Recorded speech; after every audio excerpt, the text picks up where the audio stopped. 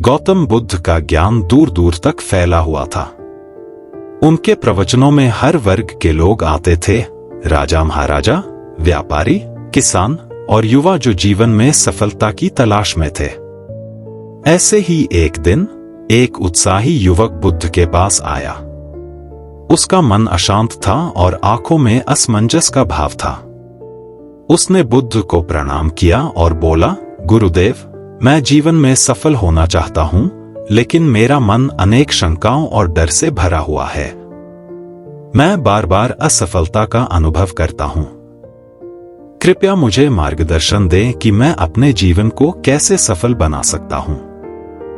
बुद्ध मुस्कुराए और बोले, वत्स, सफलता कोई रहस्य नहीं है, यह मात्र सही सोच और सही दृष्टिकोण पर निर्भर करता है। जब तक तुम्हारे मन में नकारात्मक विचार बने रहेंगे, तब तक सफलता तुमसे दूर रहेगी। यदि तुम सच में सफल होना चाहते हो, तो तुम्हें अपने दिमाग से कुछ बातों को निकालना होगा। इन 5 बातों को हटाते ही सफलता तुम्हारे द्वार पर होगी।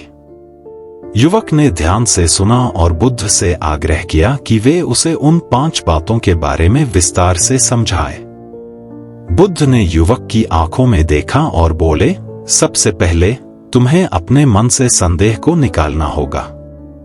युवक ने जिज्ञासु भाव से पूछा, गुरुदेव, संदेह क्यों सफलता की राह में बाधा बनता है? बुद्ध ने उत्तर दिया, वत्स, संदेह एक जहरीले बीज की तरह होता है।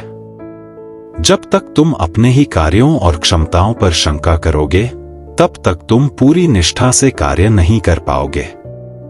जब कोई किसान बीज बोता है, यदि वह हर दिन उसे उखाड़कर देखे कि अंकुर निकला या नहीं, तो क्या वह फसल उगा सकता है?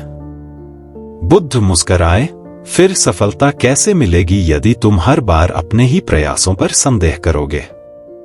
जब तक आत्मविश्वास नहीं होगा, तब तक तुम अपनी पूरी क्षमता का उपयोग नहीं कर पाओगे। इसीलिए पहला कदम है, अपने संदेह को दूर करो और पूरी निष्ठा से अपने कार्य में जुट जाओ। युवक ने इस बात को स्वीकार किया और अपने भीतर के संदेह को त्यागने का संकल्प लिया। बुद्ध ने आगे कहा, दूसरी चीज जिसे तुम्हें अपने मन से निकालना होगा, वह है डर। युवक ने चिंतित होकर पूछा, गुरुदेव, डर से कैसे मुक्त हुआ जाए? यह तो स्वाभाविक भाव है।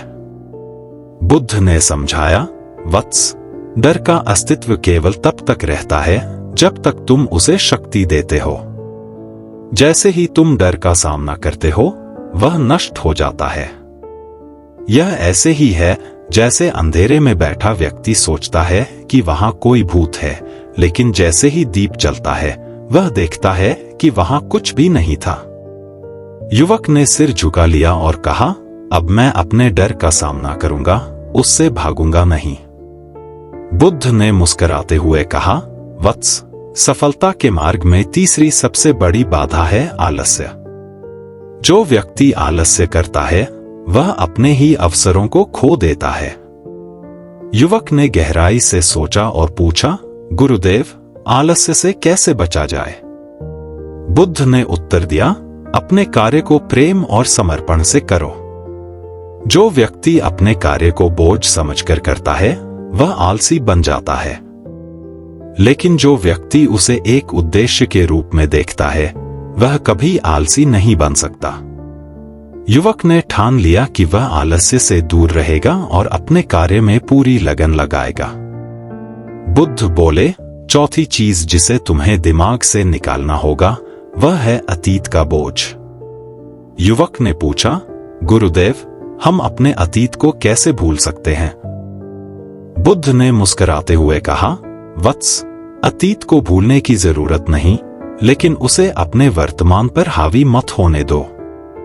जैसे एक नाविक पुराने टूटे हुए लंगर को लेकर नहीं चलता, वैसे ही तुम्हें अपने पुराने दुखों और असफलताओं को छोड़ देना चाहिए। युवक को यह बात गहराई से समझ आई।